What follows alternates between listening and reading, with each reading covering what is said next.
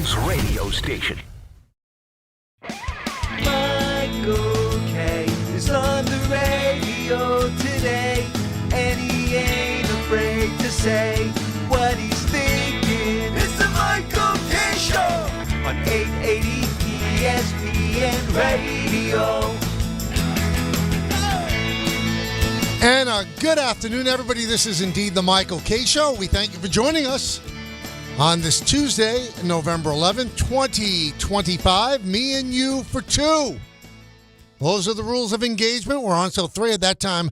Don, Hahn, and Rosenberg take over. It's Veterans Day, and we thank each and every one of you men and women that have joined the armed forces to protect us and make our freedoms exist. So we thank you. Every single day we should thank you, but it's Veterans Day that we single out as the one day that we call Veterans Day, and then we tip our cap to each and every one of you. And for those that are no longer with us, that paid the ultimate sacrifice, we thank you and the families even more. Obviously, the big story remains the Giants, and you know I've given it a lot of thought, and I just don't quite understand why Schoen survived.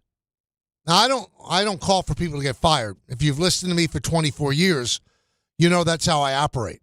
Their families, things like that. But since Brian Daboll got fired, why was Joe Schoen spared? And that's what I don't quite understand, because you look at the Giant roster, and are you overblown or overwhelmed by the talent that he's put together? I'm not. You look at some of the drafts, it's not overwhelming. And Brian Daboll didn't hire himself. Didn't hire himself. Brian Daboll was brought here by Joe Schoen. They both came from Buffalo. So now when you say that he's going to control the search, what's it going to be? It's going to be another one of his friends or a friend of a friend. There's going to be a connection there. I don't think he's going to broaden his scope and go outside his comfort level. Because if he does that, then he might not be in control anymore. If you bring in somebody that's smarter and independent, are you still the man? And I think that Joe Schoen is a survivor. I think that Joe Schoen is very shrewd. I think that Joe Schoen, throughout this troubling 2-8 year, has positioned himself at the elbow of John Mara. Now, they have adjoining booths during games. Obviously, when he's in the office, John Mara's in the office. So he has access to the power. He can tell his story. He's the one that could say, this is why we do it. I can't believe the coach did this. Because if you heard Jordan Ron on with us yesterday, there seemed to be a splintering between the two of them. And again, I'll tell you this. He didn't hire himself.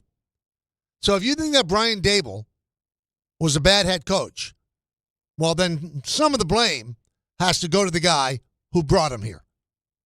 I don't know if there's any other way around it.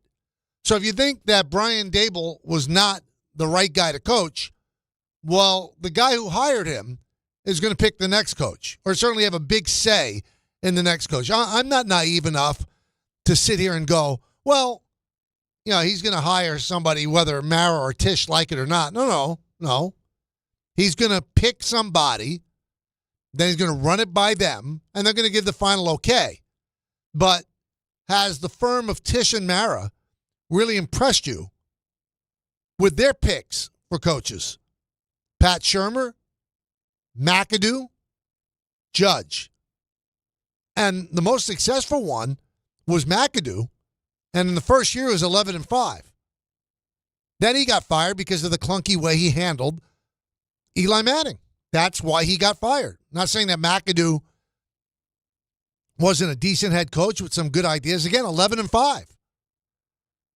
But he totally mishandled the way Eli was taken out of the starting role. And that left a bad taste with Mara.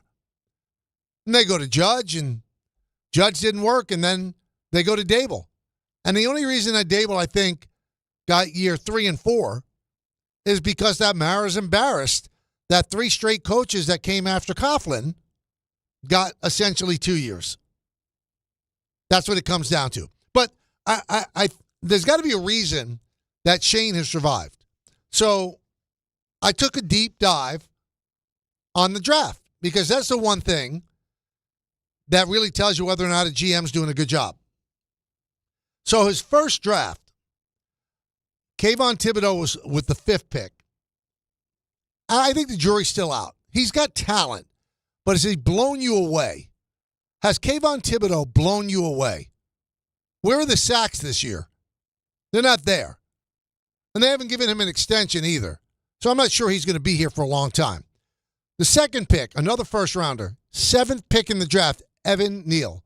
Colossal failure. Colossal. He can't even get on the field for a 2-8 team. Wan'Dale Robinson has turned into a pretty good wide receiver. Not great, but pretty good, especially to get him in the 2nd round, 43rd pick. Then we get Azudu, Flott, Bellinger, not bad, not great. Belton, McFadden, Davidson, McKeithen, Beavers, any of them make the hair stand up on your arms. No. So, not great, but not terrible. 2023. Deonte Banks with the first pick, 24th in the round. Because 22, they actually had a good year. They made the playoffs. So they get the 24th pick. Deonte Banks. Hasn't really worked out. John Michael Schmitz hasn't worked out. Jalen Hyatt hasn't worked out. Eric Gray, Trey Hawkins, Jordan Riley, Javarius Owens. An awful draft. No other way to put it. Let's move to 24. Neighbors with the first pick, 6th pick. I could have made that pick. Tyler Newman, not floating my boat. He had a good first year, but he hasn't been that great this year. Andrew Phillips, Theo Johnson, kind of has the drops. Tyrone Tracy Jr., not bad. 5th round pick, not bad. Darius Muaso, linebacker, no. And then this last draft, Abdul Carter, I think he's going to be really good. But who else was he going to pick with the 3rd pick? I mean, there was talk that Carter could go 1st or 2nd. Then Jackson Dart, and that, by the way, you could even see it's on tape during Hard Knocks. It's on tape. That was all Daboll pushing Schoen to move up back into the 1st round to pick Dart. Then you have Darius Alexander, Cam Scatterable, 4th round pick, not bad. Marcus Embo, Thomas Fedone, Corey Black. What has he done that you go, wow, he really thought outside the box there? Jackson Dart. That's the one thing that you can say he thought outside the box. Malik Neighbors is not thinking outside the box. Kayvon Thibodeau is not thinking outside the box. There's nothing there that says, wow, this guy's special. This guy's really special in talent recruitment. And I'm going to tell you another thing that you should look at. When you look at this Giant team, they've had injuries. I'm not going to deny that. But the 2nd level of players, 2nd level, have been dreadful. Absolutely dreadful. They don't have enough talent on their 53-man roster. They simply don't. And the way they fouled up the kicking, the money that they gave to Gano, who's missed so many games, and those games that he's missed turned into losses for the Giants, you can't feel good about that. He's mishandled that, which has certainly lost games. So please, anybody within the sound of my voice, tell me what he's done that tells you he deserves to stay while Daboll deserves to go. Marcus Spears, last night, NFL Live, from the field at Lambeau Field. Boy, what a stinker of a game. 10-7 Eagles win. Whew. Here's Spears. He's not sure why you want Schoen picking the next head coach. The Joe Schoen thing is so perplexing to me. It used to be about job security for GM and head coach when you get to this particular situation. Now that he's choosing the head coach, he is going to make sure it's a guy that he has the ear of, which sometimes for me is a little gray area. They need a retooling in New York. They need a change from philosophy and mindset. And I'm not sure if you can let the GM, who's going to be worried about his job if the next coach doesn't succeed, to hire the next head coach that needs to change everything about this organization. It happens sometimes, but how often does it happen that you stagger the GM and the coach and it works out? How often? It doesn't. Did it work with Idzik? No. You've got to have both of them working together. So are you giving Joe Schoen a contract extension? Because the coach that you hire is going to want a 4-year deal or a 5-year deal. That's what Aaron Glenn got, right? So does that mean that Schoen gets 4 more years on his contract, 5 more years on his contract? Or are you just going to let him play out the last year of his contract? And then if he doesn't have another, he has another draft, you're going to bring in another GM, who, by the way, is going to want to bring in his own coach. The Giants never get it right. And I've been warning you about this since the beginning of training camp. Not even longer than that. I've been warning you since the end of last year when Mara came out and said, these guys have to do it this year. I want to play important games in December. My patience is running thin. Either you give Joe Schoen and Brian Daboll extensions or get rid of them. Bring in a whole nother group. Because what you set up for this year was half pregnancy. That's it. Half pregnancy. Mel Kiper Jr. was on with DNR this morning. And the guys asked him, should the Giant fans be nervous that Schoen is sticking around? It's all about, however you construct a team, it's about winning football games. And, this team has a lot of good young talent that came in that way. Joe's done a good job there, as Daboll did. Who was responsible for Jackson Dart being selected by the New York Giants? Who made that move? You have to think Brian Daboll had a lot to say about that, picking your quarterback, okay? More so than a GM. It's like that's your head coach, that's your offensive guy. I think that it's always the GM stays, the head coach, is the one that has to take the blame and ends up getting fired. Normally it's not. In Miami, they let the head GM go, which was a shift in the way it's usually done. They stuck with the head coach, got rid of the general manager. So at the end of the day, the personnel is there. I listen, Mel's a lot smarter at this than me. A lot of good young talent. Where? Dart, Carter, Scatterbo. Okay. Although Carter hasn't shown much yet, and I think he's in an awkward situation with rotating ends. Malik Neighbors is the real deal, but he's missing the whole year. Well, where's all the great young talent? Wan'Dale Robinson has turned out to be decent. Are you in love with Cordell Flott? Daniel Bellinger? Does it make you get goosebumps? Kayvon Thibodeau? Where? Is John Michael Schmitz one of the good young players that he stocked the roster with? It's not a great roster. There's some good players on it. But the best player in the 4 drafts that he had, the best, is Jackson Dart. And I'm sorry, I don't think he makes that pick if he's not pushed by Daboll to make it. Just watch the clip. Watch it from Hard Knocks. Daboll is pushing him to move back into the first round. And he said something like, well, nobody's going to remember if he turns out to be a 3rd-round pick or something like that. You could see he wasn't that high on it. So are we hanging our hat that he got the franchise quarterback when, in all likelihood, he had very little to do with it? Is that what we're doing? I don't know.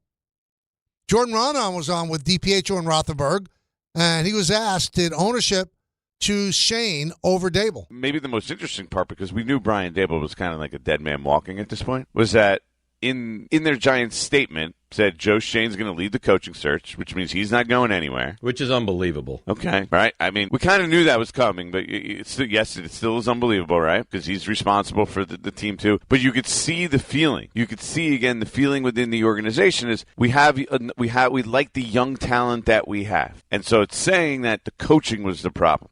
We think the coaching didn't get the most out of the talent that was there, and that's why they're losing games. And that's what Joe Schoen was doing sitting at the elbow of John Mara, telling him how good his young talent was. Please call in 1-800-919-3776 and tell me all the great young talent that the Giants have. Tell me. I want to hear about it. Theo Johnson is a great tight end. Daniel Bellinger's great. Great young talent. Jackson Dart, he's played 7 games. I don't know if we anoint him at this point to be the next Phil Simms. I think he's really good. That's the best of all of them. Kayvon Thibodeau, where's the great young talent that we just heard Jordan Rondon say, we heard Mel Kiper say? I'm telling you, that's what Joe Schoen is selling to anybody who will listen. And I mentioned this yesterday as well. These things do not go unnoticed by somebody that was in the newspaper business as long as I was. For him, a couple of weeks ago, to give total access to Paul Schwartz of the New York Post for the inside work and the inner workings of the front office, he was in survival mode. He was selling what he does. And you know what? People bought it. Mara bought it. Tish bought it. It's always good to be around the bosses. Those that are around the bosses get promoted and don't get demoted. Those that there's a separation between those and the bosses, those are the ones that are likely to fall. And believe me, Brian Daboll is not without blame. He's not. The Giants, by the way they've played, by virtue of the way they played this year, should be 5-5. Instead, they're 2-8. They had over a 90% chance moving into the fourth quarter to beat the Cowboys, to beat the Broncos, and in their most recent game, they had a 98% chance to beat a Bears team that wasn't that great. You win those games, and losing all 3 of them, there's a 1 in 60,000 chance that happens. Puts you at 2-8 and gets the coach fired. So you've got to blame Daboll, and Daboll deserves some blood on his hands. He's the one who got rid of Wink Martindale. He could not have a relationship with him. He brought in Shane Bowen. Shane Bowen has not been good. He's not been good. So now we're going to get a look at Mike Kafka, what he's about. He's been in the hiring cycle, especially after that first year. Everybody was looking to hire him. He finished second once. Then he got 2 interviews last year. But the offense hasn't been good. So it's hard to anoint this guy as head coaching material when the job that he had, which is to make the offense run, it didn't click. Now, you could give him credit for Dart, but it certainly seems as if Brian Daboll had a hands-on approach when it came to Dart. I know he's a head coach, can't work with him constantly. I'm sure that Kafka had a lot to do with it. Let's see what Kafka can do in the final 7 games. But when you look at bad football teams, you can use the old tired cliche, a fish rots from the head. It doesn't seem like Giant ownership knows what it wants. It just doesn't. Dave Gettleman? Oh, let's go with the grizzled old scout. And Dave Gettleman actually has left more talent for Schoen and Daboll than Schoen and Daboll put together. I've heard some people call in and say Andrew Thomas was Dave Gettleman. Saquon Barkley was Dave Gettleman. Daniel Jones was Dave Gettleman. Dave Gettleman did not handle the cap well. He left a bad cap situation to Joe Schoen. But I'll tell you this. Can't keep blaming Dave Gettleman. You have 4 years to get out from under the cap. You had 4 drafts to bring in your own type of people. You're the one who brought in the coach. The coach now, you consider him a failure because he's the one who got banged, not you. Now you're going to be entrusted with bringing in somebody else? Who's it going to be? Who's it going to be? Is it going to be Brady, the offensive coordinator with the Bills? Because it's somebody you know? Mara and Tish don't seem like they have a clue about this. This time, this hiring cycle, they went outside the Giant family. No connection with Schoen, no connection with Daboll. And that hasn't worked out. Hasn't worked out. Gettleman had a connection with the Giants as a scout. Let's bring him in. Didn't work out. All the coaches that you had didn't work out. Why is it going to work out now? The great organizations make smart moves. The great organizations know what they're doing. They either hire a consulting firm, they go out there, and they talk to people. And I think this is a fear of a lot of people that don't have their hands in the stew, where they don't like to get out of their comfort zone. And some, they don't make themselves that active within league circles. We know that Mara does. Mara is very much in the inner circle in the league. He should have connections to get himself a great head coach and a great GM, even without hiring a consulting firm. But they keep swinging and missing. And it's embarrassment. The Jets keep swinging and missing, and it's embarrassment. So these two teams combined at the end of this year will have one playoff win, one playoff appearance in a combined 30 years. Think about that. What the trash that we've seen in New York City when it comes to football. 15 straight years, the Jets have not made the playoffs after this year. And the Giants, just that one playoff appearance the first year of Schoen and Daboll, and now it's been downhill since then. 11-33. 2. I'm told 2. Oh, McAdoo. Yeah, McAdoo's first year. McAdoo, so 2 out of 30. 2 out of 30. And that's what we have for New York football. And then you see New England, right? They hit rock bottom. They get rid of Bill Belichick. And now they're leading the AFC East. Because they have an owner that has a clue. Might have a big ego, but he has a clue. Didn't do right by Gerard Mayo, but you know what? He fired Mayo because he saw an opportunity to get a great head coach in Mike Vrabel. Good organizations can turn it around quickly. The Giants and the Jets can't. They can't. And you can't tell me firing the coach and keeping the GM that hired him is a smart move. You can't tell me it. I'm not going to accept it. Doesn't make sense to me. I'm not the smartest guy in the world, but if you keep repeating the same mistake over and over and over again and expect things to be different, then you're insane. You're insane. You're absolutely insane. There's no other way to look at it. I'm going to bang my head against the wall this time. I'm not going to get a bump on the head. Yeah, you're always going to get a bump on the head. Why couldn't you go out and get your Mike Vrabel? Why? Now, you can say, well, maybe that's Mike McCarthy. I'm not sure that's the route to go. But there are experienced guys out there. I keep hearing John Gruden. John Gruden's suing the NFL. You think any team is going to hire him? And also, let's not sweep under the rug the reason that John Gruden lost his job. Some pretty heavy-duty stuff there. I know everybody tries to whitewash it now, but there's some pretty heavy-duty stuff there. So John Gruden is suing the NFL that stuff got out. Not that the stuff was ever said or written by him, but that stuff got out. But a guy like John Gruden, without the Louis Vuitton baggage, that might be the way to go.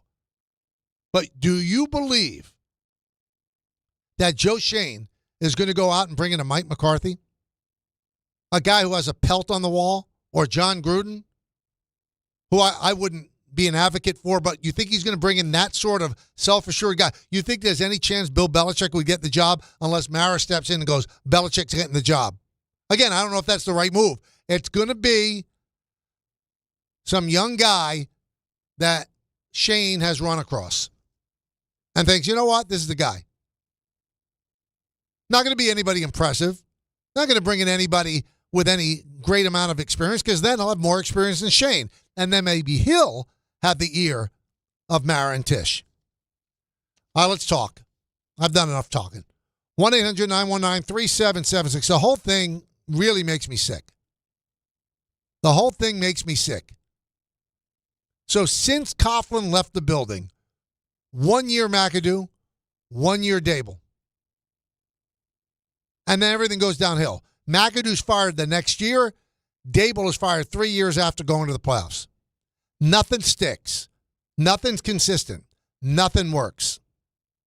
Tell me why. What's the one constant?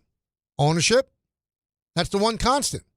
And I'm not going to sit here and waste your time and go, oh, you know what, Woody should sell and the Maras and the Tish should. No, they're not selling. This is their life, at least with the Maras. Woody Johnson has a business, but this is Mara's job. This is his life's work. This is his family's life work. He's not doing anything but staying. And his family's going to take over for him, too. It's the way it works. So somehow they have to find religion and get it done. 1-800-919-3776. A lot on the plate to talk about. Time for the co-host to come in. The Hess truck's back, and it's better than ever. 2 racers, 1 amazing holiday gift. The 2025 stock car racers are loaded with action-packed features, including 67 animated lights, 5 realistic sounds, and a pullback motor. Available exclusively at HessToyTruck.com for $49.99 with free standard shipping and batteries included. Ox Spine at New York Presbyterian is always in pursuit of a better way to heal the spine. We're getting more people moving again with minimally invasive, non-surgical, and surgical treatments with innovative solutions for every back and spine condition and your unique needs. Expert spine care is available now across New York City and Westchester. Find a doctor at nyp.org/oxspine. Stay amazing. New York Presbyterian. Listen up, football fans.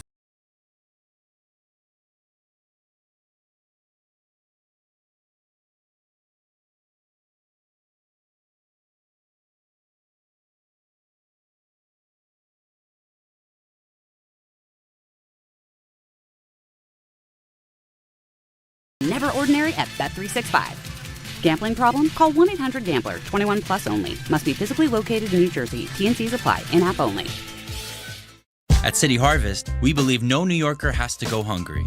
With your help, we're on the road 365 days a year, rescuing over 77 million pounds of nutritious food and delivering it free to millions of New Yorkers, transforming surplus food into sustenance, sustainability, and smiles, rallying thousands of New Yorkers to power a network of nourishment across our city. One day, one meal, and one New Yorker at a time. That's how we feed good. Donate at cityharvest.org. D'Agostino & Associates is a legacy firm, and I'm proud to be a part of that legacy. I'm Jenna D'Agostino, and like my father, I fight to get justice for the injured. The hustle and grit of these streets shaped me. I'm John D'Agostino, and from the concrete to the courtroom, I built this injury firm 35 years ago to get accident victims justice. So call my team first, 1-800-BITE-BACK. That's 1-800-248-3222. You want justice? Think Jenna D'Agostino. Think D'Agostino & Associates. Justice isn't just a word. For us, it's a way of life. It's having compassion for your struggle and getting you paid for your pain. Now that's justice. D'Agostino & Associates means being there for the injured. Seriously injured? Call my team first at 1-800-BITE-BACK. That's 1-800-248-3222. D'Agostino & Associates has offices throughout New York and New Jersey and will come to you. I've been there, and I'll be there for you. D'Agostino Law Bite Back. For over 100 years, Slomin's has been your trusted partner in comfort. When it comes to home heating oil, we deliver more than just quality fuel. We deliver peace of mind. With price protection, automatic deliveries, 24/7 service, and up to 30 days to pay your invoice. Our dedicated team is just a call away, ensuring you stay warm and comfortable all winter long. Slomin's, New York and New Jersey's largest heating oil provider, proudly serving our community for generations. Give us a call today at 866-GET-HEAT or visit oil.slomans.com. Whether you're shopping, gaming, or streaming this Black Friday season, don't take slow for an answer. Get Optimum Fiber for the fastest, most reliable, and most consistent internet speeds. Starting at $25 a month. Call 888-4OPTIMUM or visit Optimum.com to switch. Act now and get a full year of Netflix, an unlimited mobile line, a $400 prepaid card, and more, all on us. Call 888-4OPTIMUM or visit Optimum.com today. Optimum, don't take slow for an answer. Terms apply. See Optimum.com for details. Serving contractors, builders, and homeowners in the tri-state area since 1987, Brooklyn Window & Door is New York City's largest stocking dealer of quality Andersen window and doors. The professionals at Brooklyn Window & Door will help solve any of your window replacement needs or applications. Visit Brooklyn Window & Door's award-winning showroom to see the complete Andersen product line, including the 400, 100, A&E series. Andersen, built, backed, and serviced like no other window. Visit Brooklyn Window & Door at 185 30th Street in Brooklyn or call 718-WINDOWS. Michelle Smallman here for Gainbridge and their Give Back program, Gainbridge Assist, powered by Parity. Gainbridge and Gainbridge Assist, powered by Parity's goal is to empower girls and women through sports and education, providing 32 organizations in 21 states $222 of grant funding during 2025. These grants aim to level the playing field and expand access to sports and education for girls and women across the country. Here's to a future with no limits for women's sports with Gainbridge and Gainbridge Assist, powered by Parity. Hey, Doc, nice office. Quick question.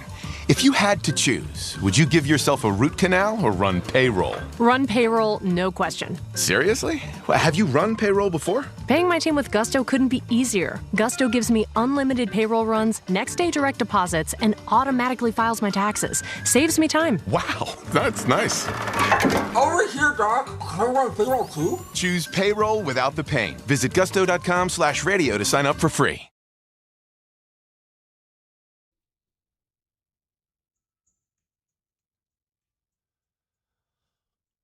Welcome back to the show. We're trying to figure out what's happening with the Giants. Paul Finebaum will come on in the 2 o'clock hour. We'll talk to him about some college coaches other than Lane Kiffin that might be possibilities for the Giant head coaching job. Let's go to Doug in New Jersey. He knows, he says, why Brian Daboll was fired. What's up, Doug? Hey, Michael K. How are you, man? My call. How you doing? I'm good, bro. It's my take on it. That press conference he had the last, not this game, but the prior one, and he made mention that Dart was the leader of the team. Yeah, that was odd. I think that's where he kind of lost the locker room of those veteran players that's been there and behind him. And then for him to say something like that, the man, they probably said, let's see how they respond to him saying that. And then they did not commit themselves and the outcome of the game. That's just my take. You know, I don't think you're that far off, Doug, because after he said it on the show the next day, I said, you're saying a 22-year-old who at the time had 6 NFL games under his belt is the leader of the team, then your team is not good. Because as dynamic as Jackson Dart is or could be, he's not the leader of your team at the age of 22, 6 games in. He's just not. That was a bad look. But they still had a chance to beat the Bears. That's what's so frustrating. They have chances to win games. They should have won the Cowboy game. They most certainly should have won the Bronco game, and then they should have won against the Bears. So if they did everything that they should have done, they'd be 5-5. And we would be talking about extending Brian Daboll, not letting him go, extending him. Let's go to Joe in the car. Joe. Hey, Mike, how are you? I'm good, Joe. How you doing? Good. So I just wanted to say, I just agree with everything you just said, right? Of course, the Giants could have had a better, more of a tied record right now of 5-5 because it is true. In the fourth quarter, they just blow leads, and it's how is that possible? You know what I mean? You're supposed to hold the game down as the game progresses and as the game ends. I really like Daboll. I think the guy was very firm. I remember when he first got hired, he would talk to the media and he would point out that person, the reporter's name before he would answer the question, greet them. And he had a nice personality, very uptight personality, but you get let go. But the other question I wanted to ask you real fast is about Jackson Dart. I like the guy, went to the same school as Manning, but the question that concerns me is will he really last long, right? Because it's in the era that we live in, these mobile quarterbacks, dual threat quarterbacks, you can get injured, right? And we've seen that, with him. He's gotten a few concussions. It's will he continue to last long if he plays like this? I really don't think so, but I really hope it does last long. And you know what, Joe? It could have been one of the reasons they let him go. Because Jackson Dart was being put in harm's way. He was. There's no other way to say it. And the thing that bothers me the most is when somebody's doing something that is possibly leading to him being injured. And then you say, well, we can't take away his aggressiveness. That's what he is. Well, then you're going to lose him. You cannot be that daring in the NFL. It's way different than the SEC, which is great football, But you got guys that will never make the NFL playing on defenses in the SEC. Every guy that you play against in the NFL is a pro. They're the best of the best. And if you're going to go head first into a pile, you're going to get hurt. 4 times, including the the preseason. 4 times he went to the concussion tent. 4 times. And finally, against the Bears, his head was slammed down as he was trying to run against the turf, the hard turf at Soldier Field, and he got a concussion. And it's going to keep happening unless they reprogram him. And I know you've got to be a running quarterback in the NFL. The best ones run. Josh Allen runs. Lamar Jackson runs. Patrick Mahomes runs. They run. You got to be able to throw, and you also have to have the fear of running. Put that in the defense's head. So I'm not saying you take the running game away, but there's got to be a way to teach him how to be hit. There's got to be a way to get him out of harm's way. And Daboll kept saying, well, I don't want to take away his aggressiveness. Okay, now you lost him and you lost your job. The next guy who comes in here has to accentuate, yeah, you can run, but there's got to be ways to protect yourself. You guys should listen on Monday at 1:30 when we talk to Steve Young. And he said there's ways to protect yourself. Now, Steve got a lot of concussions to the point that he's still concerned that he's going to end up troubled in terms of his mind as he gets older. So far, so good, knock on wood. But Lamar Jackson does not allow himself to be hit like that. Patrick Mahomes doesn't allow himself to be hit like that. Josh Allen doesn't allow himself to be hit like that. But Jackson Dart is putting his head into a scrum and he's going to get banged up. 4 times since preseason, he's gone into blue tent. You don't want to go into the blue tent. Let's go to Dave in the car. Dave. Hey, what's up, Michael? Thanks for having me on. I couldn't agree with you more. This is like the best time conversation with Art. I listened to your show a couple of days ago. I forgot who you were speaking with. And they said that the Giants, even though he had only started after 4 games, he had the most, I guess, calls or plays designed for runs than anyone else in the NFL. I hope I'm correct in saying that. And it just hit home with me because I was calling in to various, shows saying, I think we should consider pulling Dart because you have a desperate coach trying to save his job, and he's using the very thing that's driving this kid into danger. He's using that to save his job. And everyone's like, you got to play the kid. You have to play the kid. And you just nailed it. The best quarterbacks in the NFL at running and at throwing the ball or avoiding it. If you will, I'll go back with you a little. Franco Harris of the Steelers is arguably the best long-term running back who avoided collisions in the NFL. That's how quarterbacks have to have as a mindset today. I'm glad you brought this subject up. I don't have much more to say than that, but I really think the NFL should take notes on this, put an asterisk next to it. Look at these conditions because Daboll put this kid in harm's way, and I think the Giants can bench him even before the injury that happened against the Bears and know that he's good enough to play next year and just put the right situation around him where you have direction and you have structure and you have culture. Well, thanks a lot, Mike. Thank you, Dave. But that was the problem, and I said this at the beginning of the year. You're gonna put a coach in a situation where he has to win games. You know, we can say, well, he had job one. Job one was to develop Jackson Dart. No. Job one was to win so he could keep his job. And the way that he could win is to maximize Jackson Dart. No one thought that Jackson Dart was going to be able to take over as soon as he did. But he took over because Russell Wilson struggled. So he took over, and you know what? He was quite effective. And they did have design runs for him. But the problem with Jackson is that he's always looking for the extra yard rather than hit the turf, get out of bounds. He wants to be that guy. He wants to lead the team. I'm not even knocking the kid, but it's got to be drilled into him. You've got to protect yourself. You're no good to this team if you're out. Another guy, and I said this, that's going to run into problems as well. Hopefully he'll come back from that horrific ankle injury, is Cam Scatterbo. Another guy with a mindset that there's not a hit that he wants to avoid. And he's going to get his brain scrambled. He just is. Now, I don't think the ankle was an issue where he was trying to do too much. He leads with his head. He never goes out of bounds. At some point, you are going to get your bell rung. And maybe that's why he lasted till the 4th round. Maybe. That people could see this is trouble. But they kept running him. And if it wasn't the ankle, it was going to be the head that gave. It was going to be the head. That's all there is to it. There's no other way to look at it. And you don't have to be a football expert to know you cannot continue to play the game that way. You can't. You just can't. Jeff in Great Neck. Jeff.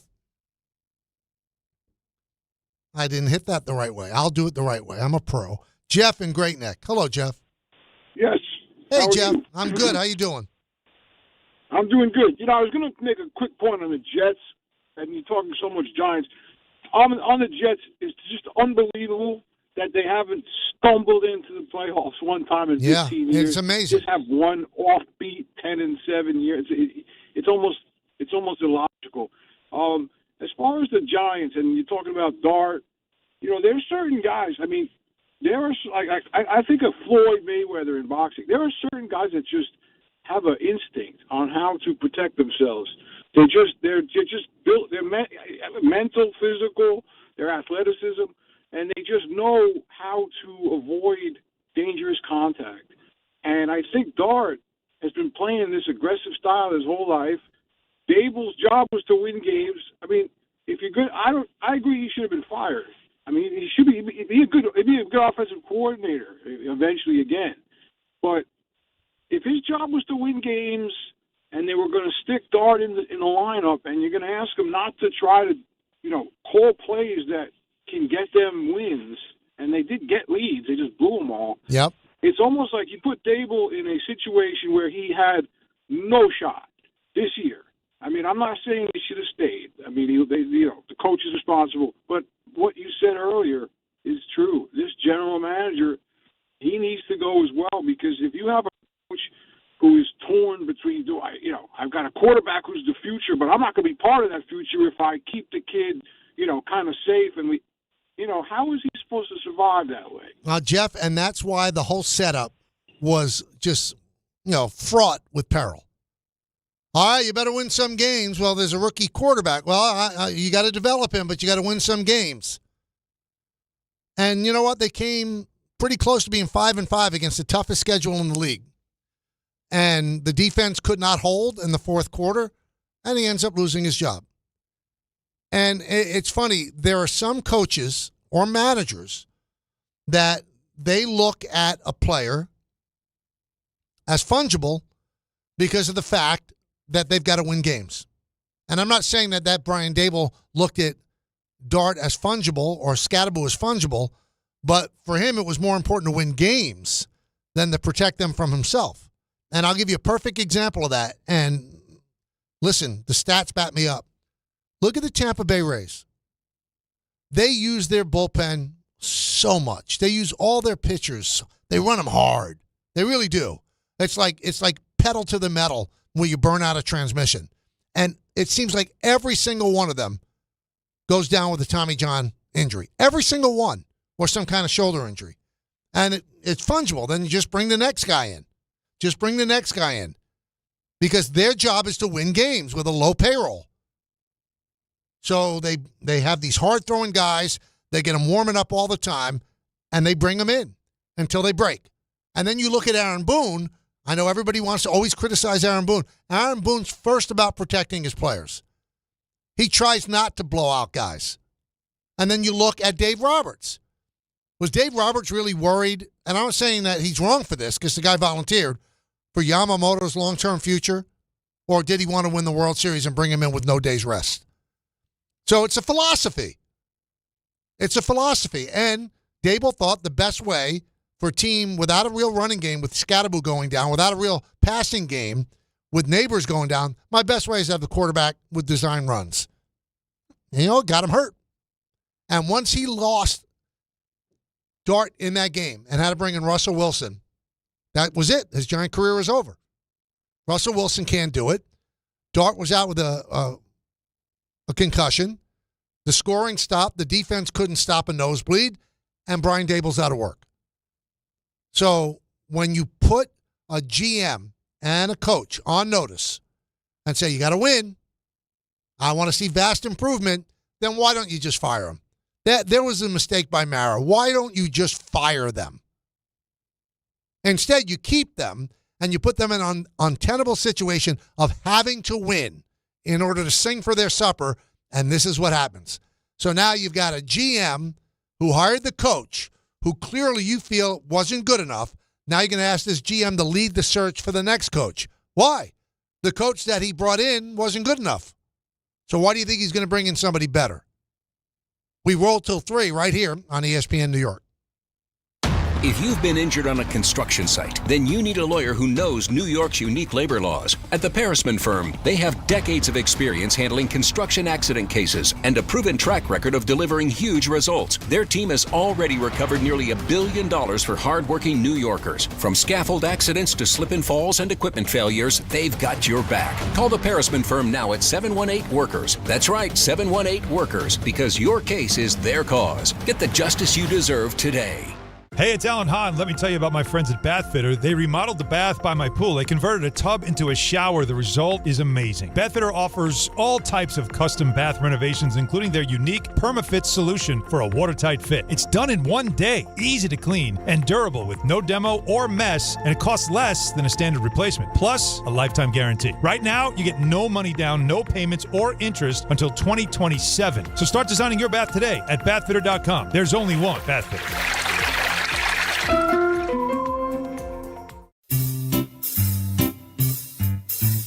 1-877 Cards for Kids.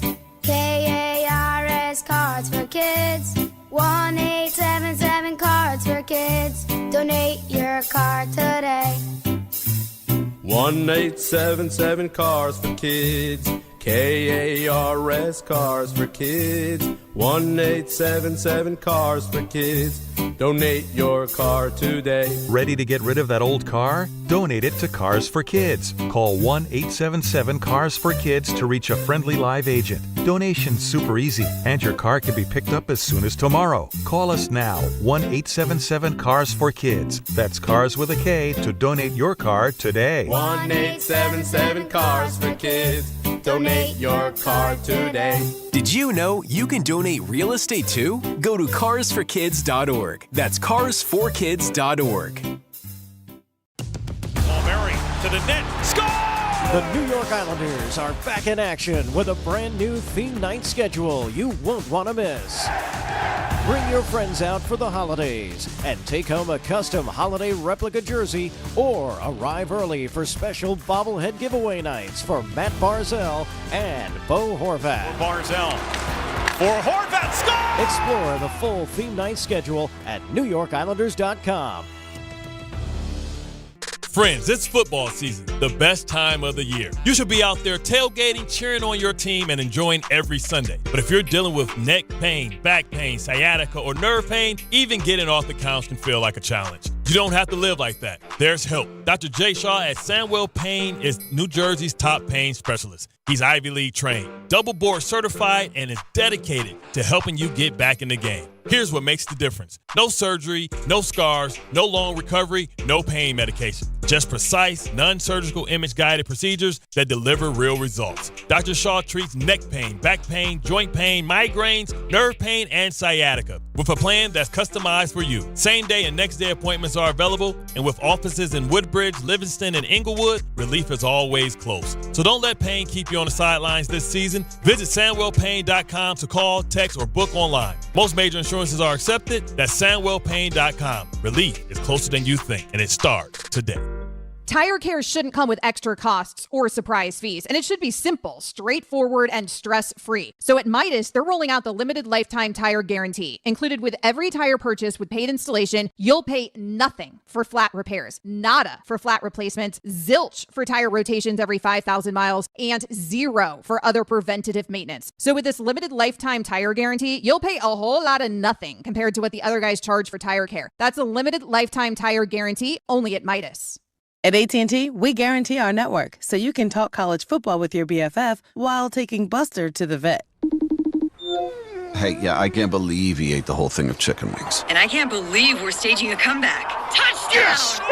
Staying connected matters. That's why in the rare event of a network outage, you'll automatically get a bill credit for a full day's service. For wireless downtime lasting 60 minutes or more caused by a single incident impacting 10 or more towers, must be connected to impacted tower at onset of outage. Restrictions and exclusions apply. See att.com/guarantee for full details. From the regular season to the Super Bowl, ESPN New York is your destination for football. We've got crazy fans. If the Giants somehow beat the Cowboys, I'm going to take a dump on your head. You can feel good because you're a damn football team. Expert analysis. Marcus Spears joins us now. ESPN NFL analyst Damian Woody. Mel Kiper Jr. The Hall of Famer Steve Young. He's kind of our resident general manager, Louis Riddick. We got Mike Tannenbaum right now. And all your fantasy and wagering needs. This is ESPN New York. We are football. Hey, Game Time is brought to you by Tullamore Dew Irish Whiskey, because when it's game time, it's a Tully time. 7:30 p.m., the Knicks host the Grizzlies at Madison Square Garden. Knicks have certainly held home court very, very well. Coverage begins at 7 p.m. right here on 880 ESPN. Congratulations to the Rangers, who finally won a home game yesterday against the Predators, scoring 6 goals, so good stuff there. 7:30, the Nets host the Raptors at the Barclays Center. Just one win for the Nets. That was against the Pacers, and they got waxed by the Knicks the other day. And you can see that game on the Yes Network if you'd like. Tullamore Dew, the original triple distilled, triple blended, triple cask matured Irish whiskey. Be sure to grab a Tullamore Dew. Try the new Tullamore Dew Honey during today's action. Glasses up to enjoying Tullamore Dew responsibly. Now, for those that are not watching us on the YouTube channel, ESPN New York YouTube channel, shame on you. You know how to do that, right? You go to the ESPN New York app, free, and then you see the YouTube tile, click on it, subscribe, free, and then you see the show. You can see this show, Don Hahn and Rosenberg, Barton Carlin, and DiPietro and Rothenberg. All of them. You can see it. It's great. I'm wearing a brown, like kind of a crushed suede or corduroy sport coat. I have a denim shirt underneath it, then a waffle shirt underneath that, and I've got cowboy boots on. And you might say, well, why is Kay dressed like that? I'll tell you. I'm going tonight, not because I got invited. I'm honest about that. My wife got invited to the Landman second season premiere at Lincoln Center. If you have not seen Landman, now I had not seen it when it was first debuted on Paramount Plus, but Paul O'Neill sold me on it. He said, "You got to see the show. You're going to love it." I couldn't stop binging it, and luckily the Yankees were on a road trip with a couple of long flights, so I was able to knock out like 6 of the 10 of them. It's unbelievably entertaining and good. Billy Bob Thornton is a revelation. You'll love it. Now, the second season premieres on November 16th, so that's Sunday. Before it comes out, take my word for it. Please, take my word for it. Go binge the first season. It's got everything that you would want in a show. It's got great dialogue. It's got scantily clad women, if that's your thing. And Billy Bob Thornton. And the creator of the show is Taylor Sheridan, who also created Tulsa King. And what's the main one that he has? And Yellowstone. Thank you, Harvey. This guy knows what he's doing. He knows how to put together a show. It's almost like Chuck Lorre with comedies. They know how to put together shows. Taylor Sheridan knows what he's doing. I love Tulsa King, and I love Landman. So I'm hoping to run into Billy Bob Thornton tonight after the premiere. But that's why I've got a little bit of a cowboy bent with the way I'm dressed right now. Let's go to Pat in the Bronx. Pat, talk to me, man. What's up? Hey, how you doing? I'm good. How about you? Long time listener, Michael. I'm good. Glad to be on. I've been hearing all day how Brian Daboll should have been fired, and I get it. But I mean, at the same time, he did get us the quarterback. Yep. Which is the most important position to a football team.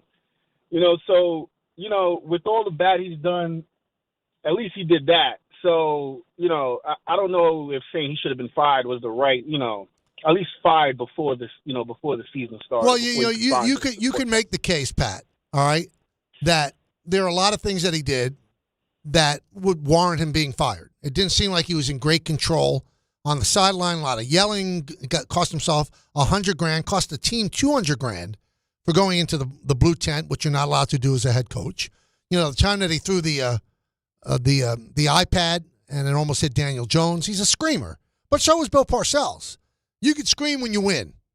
When you're 11-33 over the last 3 years, it's kind of a bad look to scream. But I ask you all this, and I started the show with this. Why does Schoen survive?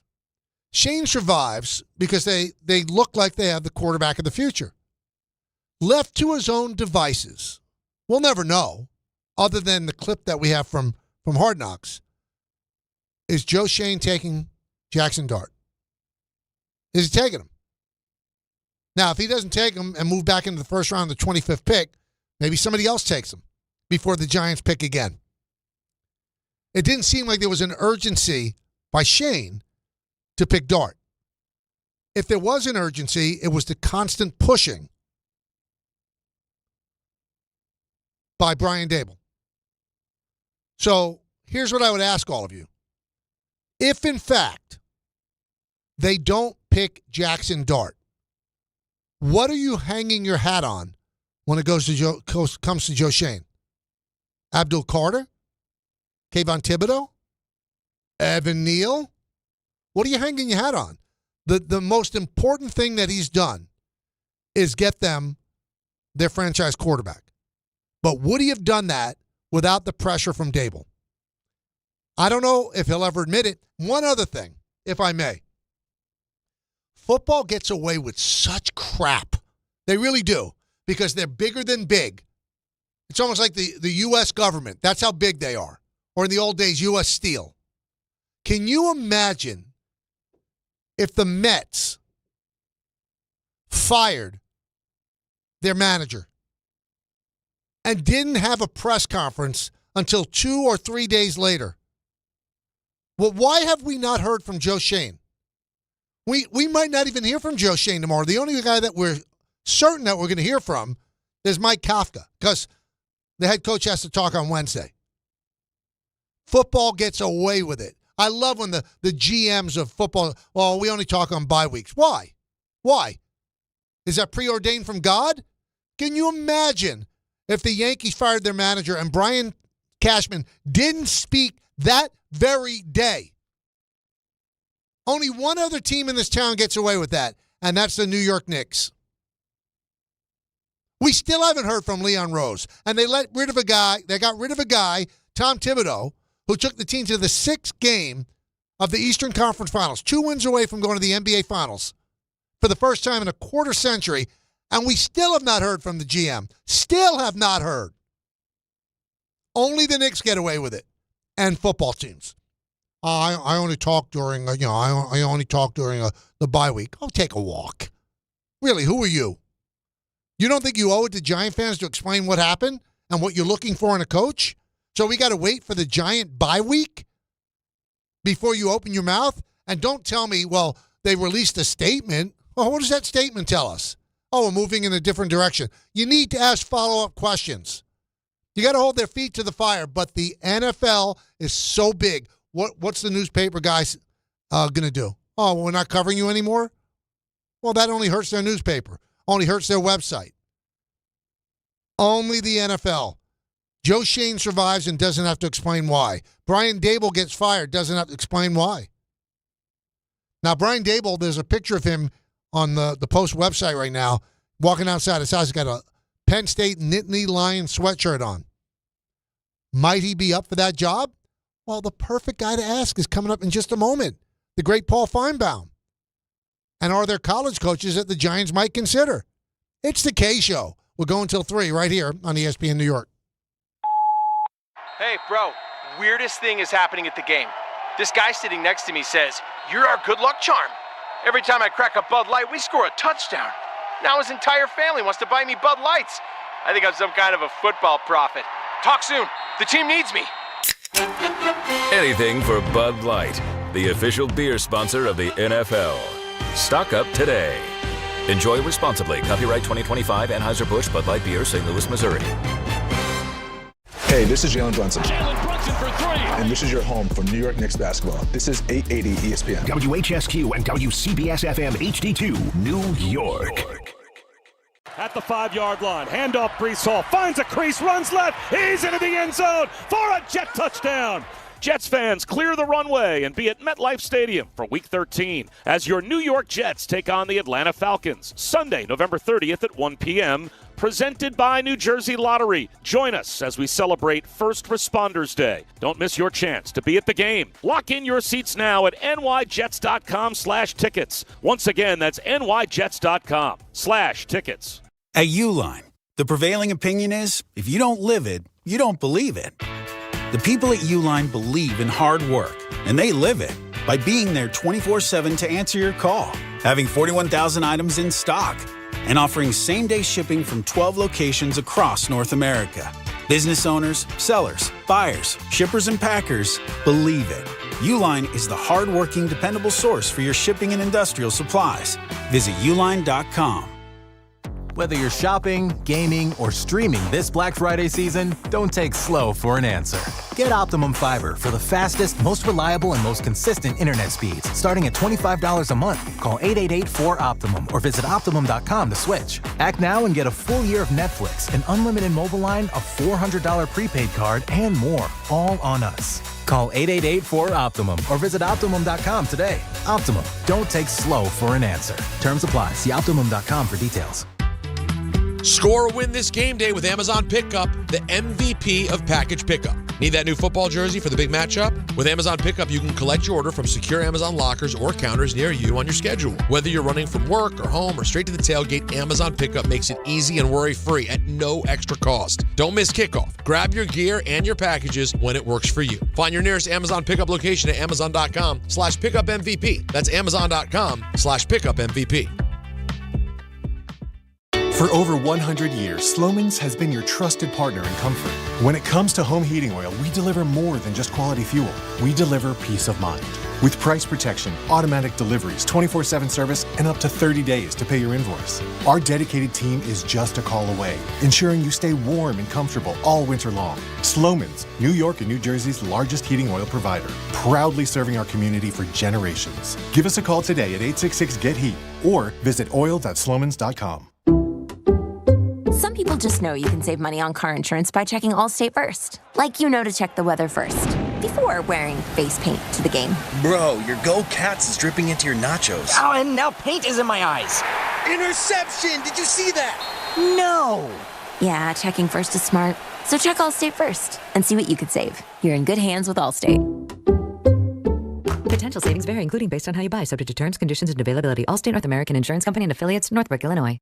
From kickoff to cash out, ESPN Bet has the tools you need to score more on game days. Bet smarter with stats at your fingertips. Get personalized parlays built just for you. And with your fantasy team synced right in the app, you can back your squad. Right now, new customers get $100 in bonus bets when you bet $10. Sign up with promo code USL to get started. Must be 21 plus. Gambling problem? Call 1-800-GAMBLER. Terms and conditions apply. See app for details. Offer not available in New York.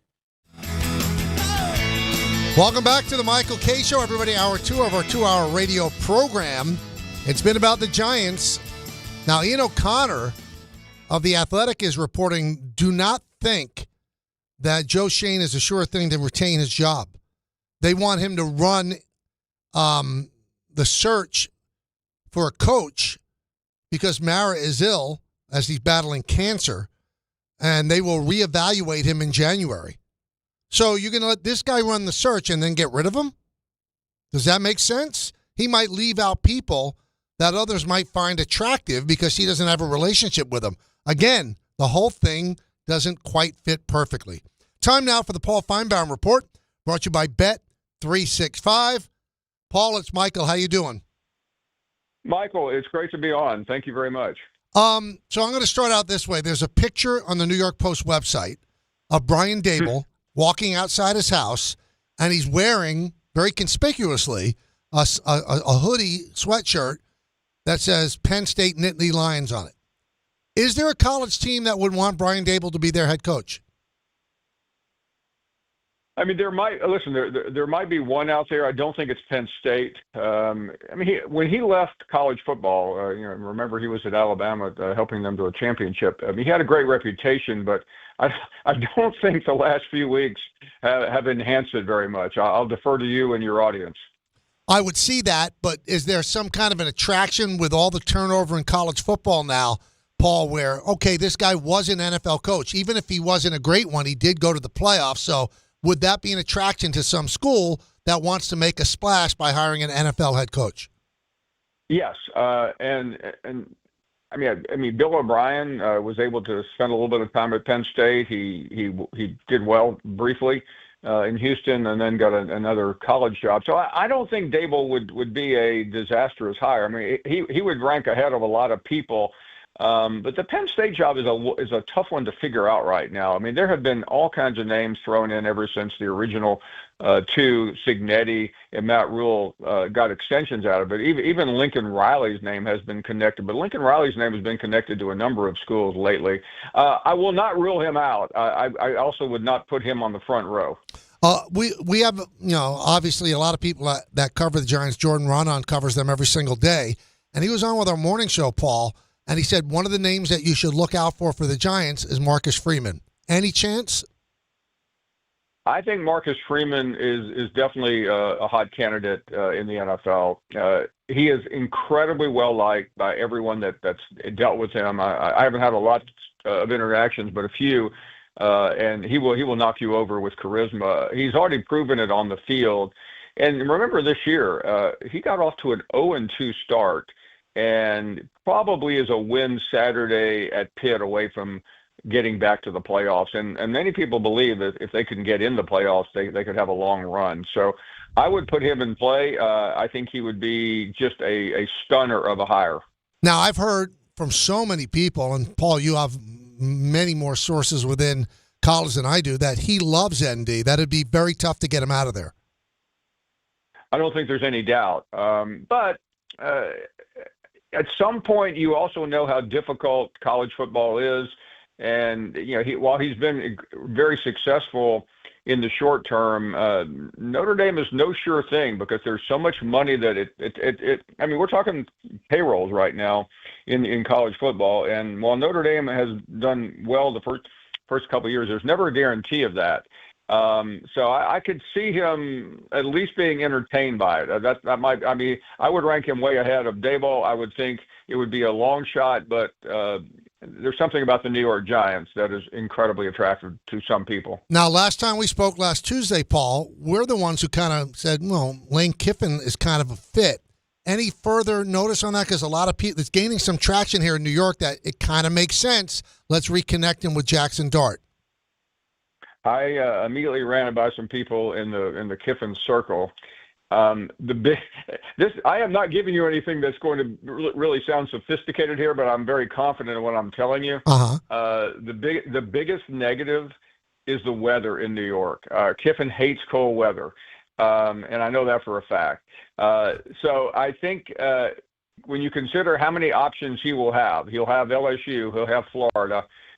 Would he weigh that versus the Giants? My guess is today, Michael, he will stay in college football. It is interesting, though, because if an NFL team in the Northeast throws like $20 million a year, you can buy a nice Montclair jacket and make yourself very warm on those days. Hey, listen, I haven't spent as much time in New York as you have, but it's amazing what money can do to fend off the cold. Now, I keep hearing that there doesn't seem to be any talks at all about an extension at Ole Miss. Is he as good as gone at Ole Miss, where he's going to take one of those bigger jobs? I mean, they have thrown some conversation on the board, but Kiffin, I think, wants to play this field. He has been a hot coach in the past. He has never been like this.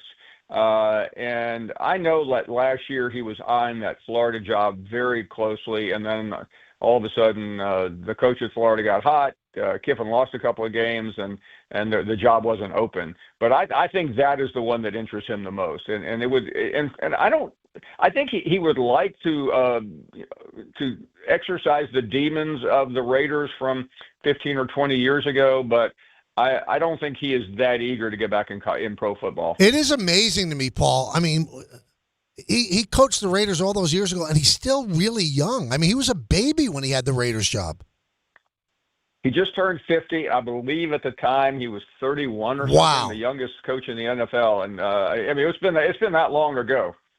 Tell me, Paul, of the coaches, the successful coaches in college football, who might be interested in going to the pros? So we've talked about Marcus Freeman. We're not sure if he's interested. Lane Kiffin sniffing around. Anybody else? I think a coach who I think would be a great pro coach, and he's not that well known, although he's head coach of the number 3 team in the country, and that's Mike Elko. Very similar to some of these other guys. He is a defensive wizard. He's been the defensive coordinator at Notre Dame before under Brian Kelly. He turned Duke around, and he has made Texas A&M, which has been a perennial flop, especially down the. I don't know whether he could be convinced, but I know a lot of college coaches right now who are sick of college football. They hate it. And for all the things that used to drive people out of the NFL, at least there's a system to it. Right. In college football, the head coach doesn't have as much power as he used to because every school has a general manager. Meeting the payroll, meeting every single year at the end of the season, you have to re-recruit everyone, and that will get to the best of coaches. And one other thing about Elko and the Giants, he played football at Penn. I'm pretty sure he's from Jersey. Now that doesn't the New York Giants are as opposed to some other coaches. Now you mentioned Texas A&M, and Lane Kiffin yesterday came out and said that they should be the number 1 ranked team in the country. What more do they have to prove? Do you agree with him? It's hard for me to say anybody is better than Ohio State. Mm-hmm. I mean, they look like the perfect team. A&M metric-wise, if you want to play that game, could be could be number 1 in the college football playoff. But I think other than Notre Dame, and they won at South Bend, most of their wins have been against the dregs of the SEC. They will play Texas, who will be their biggest test. And then probably ultimately Alabama in the SEC championship game. But I'm not distraught at them being number 2 or 3. They probably should be number 2 behind Ohio State. Indiana still doesn't do much for me, even though they came from behind in one of the great comebacks I've ever seen. All right, so you mentioned Ohio State. Let me throw Ryan Day out there. Is he an NFL type coach? I think he is. He seems like I think he could be tempted after what happened last year. It was very, you could tell that Ohio State really wore on him. I tell you another guy who I think one day will leave college football and go to the NFL, and that's the best coach in college football, and that's Kirby Smart. He has coached in the NFL briefly with the Dolphins under Saban. It's not something I think he spends up at night dreaming about, but ultimately, he could. I think he will walk away from college football. Now you mentioned a guy, and this you're going to say, "Wow, K's lost his mind." But let me just throw it out there: the one failure on Nick Saban's resume is his Dolphins time. I know he's 72 years old. Could he be seduced to go take over an NFL program? Possibly. I think Saban could be intrigued to be put in charge of the franchise. I don't know if he would coach again, but I think he'd love to hear from somebody. That experience in the NFL, I think, always gnaws at him a little bit. He was under Belichick in Cleveland. He was as close to a flop in the NFL with the Dolphins, and much of it had to do with the quarterback. Saban has said repeatedly he wanted Drew Brees, and the medical staff says Drew Brees would not meet the standard, and they ended up with Dante Culpepper. Hardly a good trade. Hardly a good trade is right. Another guy who certainly has NFL bona fides, going to enter the Hall of Fame, is Bill Belichick. His defense has improved, Paul, but his offense has not. Do you believe that Belichick is going to get a second year at North Carolina? It's better than it was a week ago or 2 weeks ago or 3 weeks ago. Yes, I do. Although it has been a terrible experience for most people. Even though he has gotten better, he's beating terrible teams, and frankly, there's very few people in college football I hate to say this because the guy is sick, but the only story that gets less traction in college football right now than Belichick is Deion Sanders. Really? You think first of all, he is sick. He has not done well. His kids are not there anymore. Is this his last year in Colorado? I believe he'll walk away, and it's pretty sad to watch him. And he's going through something I wouldn't wish on anyone. And he's getting through it. It's very difficult. He's coaching, but Deion loves the spotlight, and the spotlight has left Colorado, and I don't see it ever coming back. All right, so I've got to ask you this because I read this and I said I got to ask Paul about this. And first things first, I love money, so I'm the last guy to sit back and go, I'm going to question somebody looking for the last dollar. Is it true, Paul, that Brian Kelly, who's owed $54 million from LSU and has been offered 50, turned it down and said, I want all 54? Is that true? It's partially true. What they did was they offered him $30 million now in one lump sum, and Kelly wants $54 million over 10 years. Now, I'm sure some Sharpie at Goldman Sachs is going, give me the 30. I can turn it into more than 54 over 10 years. Right. But for whatever reason, Kelly wants the whole thing. And I also keep hearing, well, they might not have to give him the whole thing because he was fired for cause. Cause is that he lost. Is there anything else that we don't know? I'll try not to bore you with not being a practicing attorney, but that will not work. Right. It's just losing is just built into the cake. It's not. You cannot get fired for that, even though you probably should be able to. All right, and final thing, we have to ask our weekly Arch Manning question: has he progressed? Yes, he's playing very good football right now. His last 2 weeks have been spectacular. And ultimately, he's playing not to the level where I thought he would, but he's playing a lot better than a lot of other people. And think about the three favorites for the Heisman back in August were Arch Manning, Cade Klubnik, and Nussmeier from LSU. Klubnik has gotten a little better. Nussmeier lost his job Saturday night, and Arch is playing better than the other two. So the predictions were not as bad as many thought back at the end of the Ohio State game. All right, so since we're talking about Texas, Sarkisian always struck me as a guy that would probably like the NFL. Am I wrong?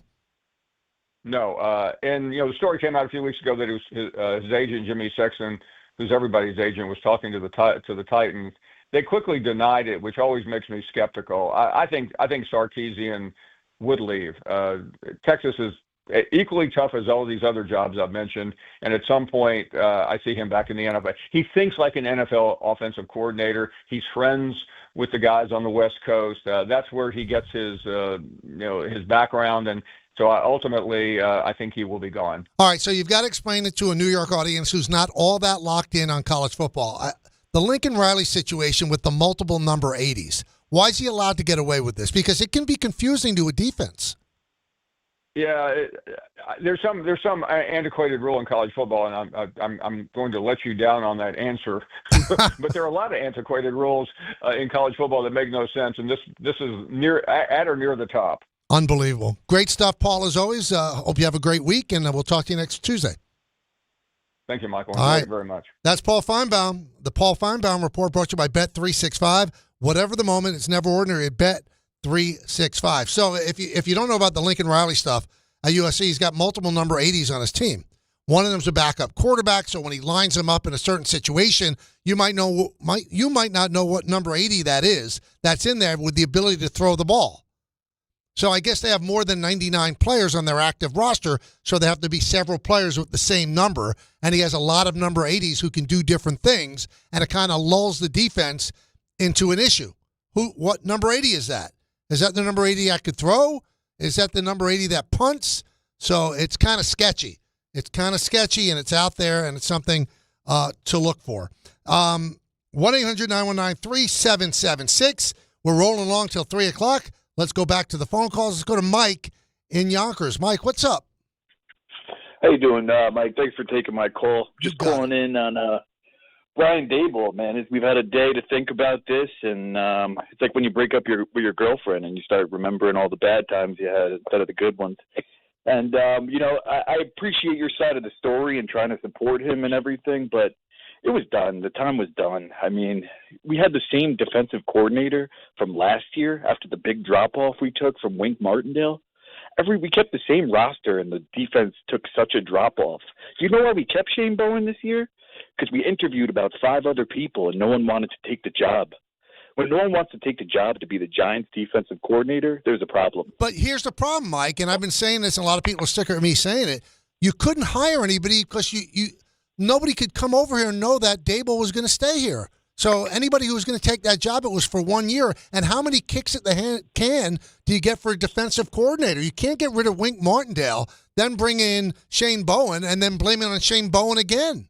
Why didn't you keep Wink Martindale? We still don't know the real reason. I mean, they butted heads, but Wink Martindale can coach. I'd love to know the reason now. Maybe he'll let people know, but it just seems so sketchy. Why did you let go of a really good defensive coordinator? Why? Because of a personality conflict? Doesn't make sense. Steve in Homedale. Steve, talk to me. Hey, Michael, how you doing? I'm great. How you doing? Good. Listen, I know the main theme of today on the show is that why is Shane allowed to stay and Daboll has to go? Mm-hmm. And to be honest with you, I mean, look, Daboll certainly has had all the issues you can imagine and certainly deserved to be fired. But I think the main question did Shane draft competent players that are being poorly coached and underdeveloped, or is it that they're not good? The bottom line is that some of his, quote, bad picks were like Neal and Thibodeau. Those guys could have easily been drafted first player in the draft, okay? So those picks haven't worked out, but he never really overdrafted somebody who should have been drafted like in the 5th round and was drafted in the 2nd round. Not only that, it just seems that some of the picks that Shane made have become on Daboll's roster so incredibly useless. I don't know how a Jalen Hyatt can win the Fred Biletnikoff Award coming out of college. We all saw him play the first year. There's some good tape on him. Mm-hmm. And now, with all the injuries they have, he played no snaps at wide receiver. Deonte Banks was a first-round pick that Shane traded up for in the first round in 2023. In his first year, under Wink Martindale, Deonte Banks performed very well. And in the 2 years to follow under Shane Bowen has become an unmitigated disaster. So I, quite frankly, would have not been unhappy to see Shane go. But on the other hand, you might want to say, and I know it's kind of, it's staggered. How long do we keep Shane for and all that if we bring in another coach? But I think the main thing that still needs to be determined is, do these players that were drafted highly develop? I mean, the whole secondary, except for the 2 free agents, they're all 1st, 2nd, and 3rd round picks. Well, but he also made the mistake of letting McKinney go, so he wouldn't have had a draft that position if he had kept McKinney, correct. right? That's correct, and he let Julian Love go, absolutely. But look at it this way. Daniel Jones goes to Indy. Now, you could say he's playing with better talent, but the bottom line is that I can understand the thing of not having a complete upheaval, and obviously, to me, the easiest thing to do, quite frankly, is, I mean, I don't know if they'd want to do this. Let Mike Kafka assume the role of coach and give them each another year or two, and not commit to a brand new coach for 4 years and have to commit to Shane for 4 months. Yeah, but you're gonna have to commit. You're gonna have to commit to Kafka for something. So I think his tryout is 7 games. Let's see what he does in these 7 games. Now, one thing, Steve brought up really good points, but when you say the guys that he picked could have been first-round draft picks or number 1 draft picks, that doesn't do it for me. Just because it's part of groupthink, if you're the smartest guy in the room, you can see the pitfalls with some of the people that are out there. Hey, everybody thought Ryan Leaf was the 1st or 2nd pick, right? So if you made him your pick, you could throw your hands up and go, you know what? Everybody thought he was 1st or 2nd. You own it. You own Evan Neal. You own it. I don't care if somebody else would have picked him other than you. If you didn't pick it, you own him. So then it becomes the chicken or the egg. They haven't developed under Brian Daboll. Well, Brian Daboll could say, you know what? They're not as good as Joe Shane thought they were when we picked them. They're just not good. I don't like Jalen Hyatt. I don't like what he does in practice. He's not showing me anything.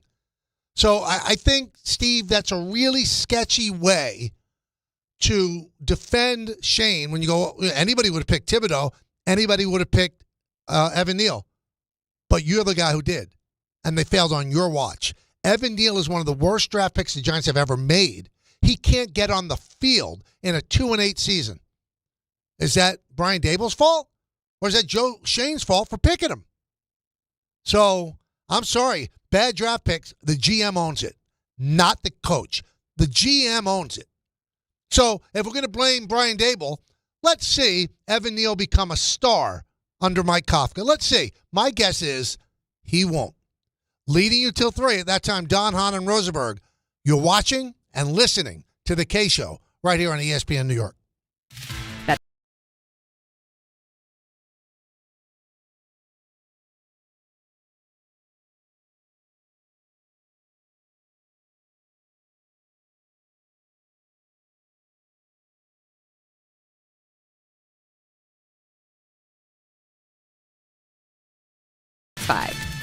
Gambling problem? Call 1-800-GAMBLER. 21 plus only. Must be physically located in New Jersey. T&Cs apply. If you've been injured in an accident that wasn't your fault, then you need a lawyer who knows New York's unique personal injury and workers' compensation laws. At the Parisman Firm, they have decades of experience handling all types of accident cases and a proven track record of delivering huge results. Their team has already recovered nearly $1 billion for injured New Yorkers. From construction to car accidents and slips and falls, they've got you covered. Call the Parisman Firm now at 718-WORKERS, where your case is their cause. Get the justice you deserve today.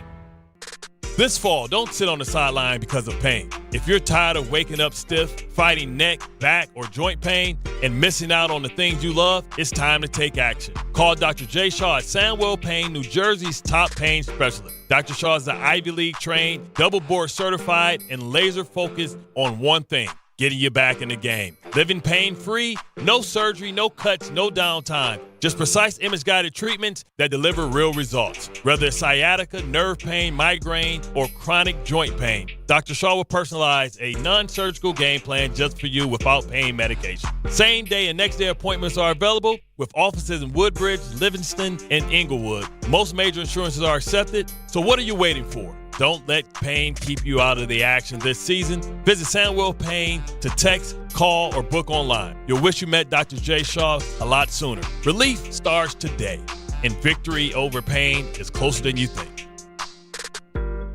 Finding great candidates to hire can be like, well, trying to find a needle in a haystack. Sure, you can post your job to some job board, but then all you can do is hope the right person comes along, which is why you should try ZipRecruiter for free at ZipRecruiter.com/ESPN.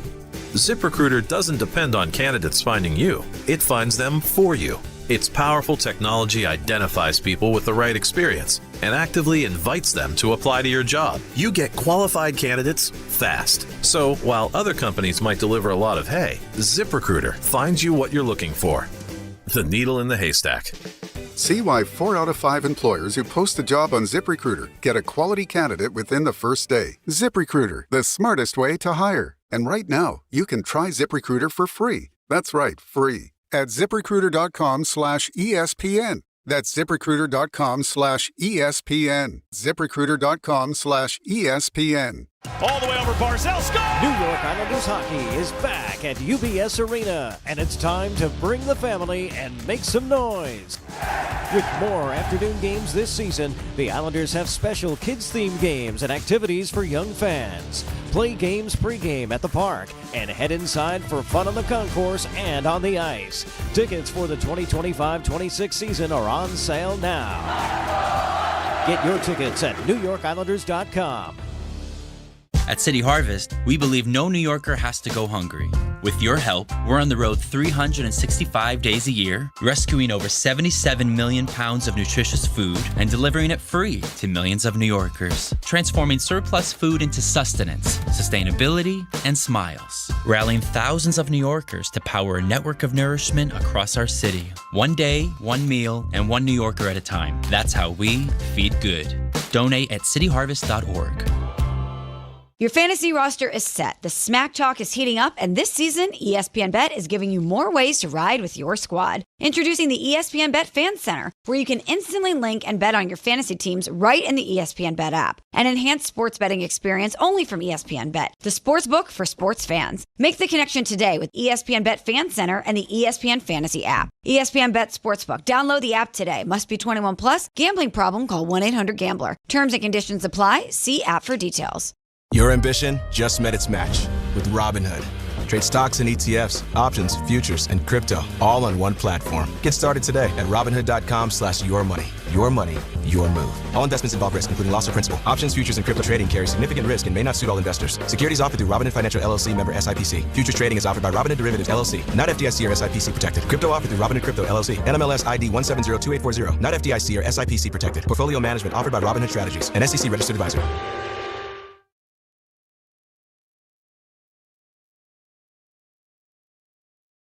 Welcome back to the show, everybody. It is another episode of Aaron Glenn being a nozzle. Aaron Glenn being a nozzle. You can hear it every day right here on ESPN New York. So today, Aaron, the Jets head coach, had another back and forth with a reporter over Garrett Wilson possibly being on the IR. Here's Aaron. Is Garrett a candidate for IR, or is that not something you want to ask Rich? I'm asking you. Well, I'm telling you to ask Rich. He's not here, though. Hey, well, you better call him. No disrespect to you or Rich, but like we want to hear it from you. You know, like you guys have been here. You guys have been hearing it from me, but now since we're just reporting stuff, that I haven't said, then maybe you should ask him.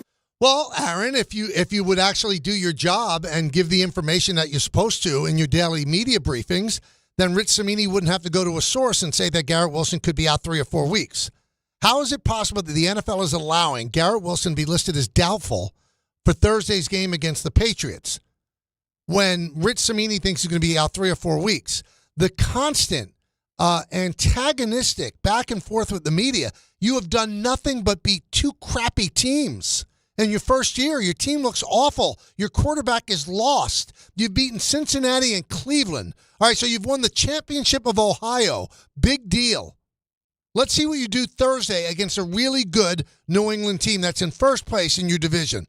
Why is Aaron Glenn acting this way? Why is Aaron Glenn acting like he's won something? He's won nothing.